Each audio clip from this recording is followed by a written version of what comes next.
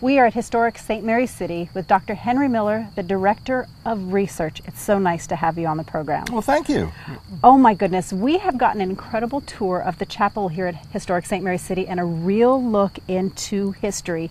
Before we start talking about that, I'd like to talk a little bit about you because you bring a very special perspective. Historic St. Mary's City dates back to the 1600s, everybody knows that. And today we know what an incredible ground this is for history. There are many buildings, there are signs along the way really directing you to the incredible history that is a part of Southern Maryland. The interesting thing about it is this history has really only come to light within the last 40 years. In 1969, historic St. Mary's City was designated a national landmark, a historical landmark. Right. Now, what makes you so poignant, your position so poignant and your information so vital is that you were here almost from the beginning of that time when the discoveries in historic St. Mary's City really started coming to light. That's true. I started in 1972 here as a digger and became enthused by the history of Maryland and the Chesapeake and especially this spot because here was an entire colonial city that had completely vanished. Goodness. And the museum began by hiring a historian, Dr. Lois Carr, who tried to find the maps and the written description so we could figure out what was here. What she discovered is there are no maps and very few written descriptions. So the only alternative, if we were to ever know what Maryland's first city was like, was to dig in the soil. Mm-hmm. So we began that process, and when I first came here, the only building was the State House, the reconstruction from the 1930s. Right. Everything else was pretty much fields. So we have started very carefully and laboriously over the decades to survey, to explore different places and buildings, and are finally beginning to get together a sense of what this very early city was like. Because it really is a mystery as to how the Marylanders shaped this urban place. And it was very different than what the few historical references indicated. It was actually an elaborately planned city that was based on the most sophisticated ideas of the time in Europe. And here on the sort of the frontier of Maryland, you wouldn't have expected that, but in fact that's what they were trying to do. Well, let's talk a little bit about those things specifically as it refers to the chapel. Mm-hmm. Now, before we went to film today, we had a 45-minute conversation where you showed really interesting things. So the history with the chapel here and the grounds itself is rich and it's unbelievable. We won't be able to cover it all, but let's do kind of a quick overview of what we know about this site, the chapel, and the people that were buried here. Sure. This place was, in the 1630s, held the first chapel that we believe was built in Maryland by Father Andrew White, who was with the Ark and Dove. That chapel, or a duplicate of it, was burned down in the 1640s, and we don't know what happened out here for another 10 or 15 years, but in the 1660s, they decided to begin the process of constructing the first major brick building in Maryland, and it would be a church. And so they came out here, they started making the bricks, they dug the foundations, and built this building in this location. What's unique about this structure is it could not have been built anywhere else in the English-speaking world at the time because it was a Catholic church. That was forbidden in England. Right. So this building is really a direct testament of perhaps Maryland's most important contribution is the idea of freedom of religion. Absolutely. The first experiment of that in a society on North America's shores occurred right here where we're standing. So this building was put up. It was an impressive piece of architecture, a costly piece. We don't know how costly because no records survive. And it clearly showed European influences there. It was how it was decorated and everything. The front of it would have been appropriate for churches of the era. But in 1704, the Calvert family's goal of freedom of religion ended.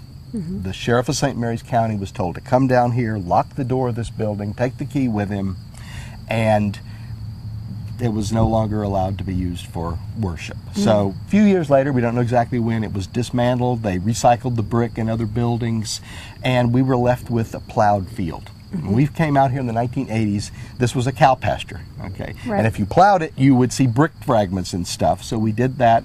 Then we began in the 1980s, 88 in fact, to begin to dig this building.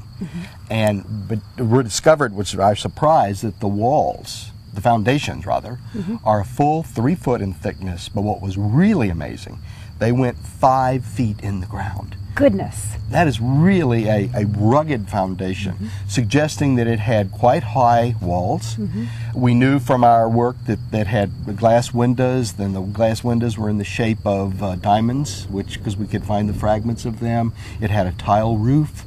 We had a lot of the clues that we could extract from what was in the ground about this building.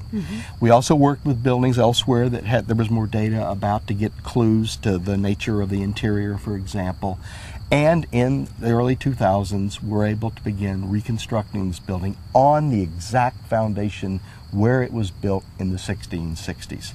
Because its location was important in terms of the city plan, it was meant to be seen. As you came from the town center, you would be looking at this impressive incredible building. Structure, right. Because it's so tall and the positioning of... Right. And its mate was built about a decade later, which was the brick State House at the other end of the town. So these were all part of an elaborate arrangement that laid out the first Capitol here. And it's amazing how over the course of a couple of hundred years, it completely was erased, and only beginning in the 70s did we really start to dig and understand the incredible amount of history that's located right here. Absolutely. And we've learned, of course, as we've done that how to decipher the clues more effectively. With every passing year, this really is more what we ought to be looking at, or maybe we ought to dig a little bit more there. So again, it's a huge puzzle.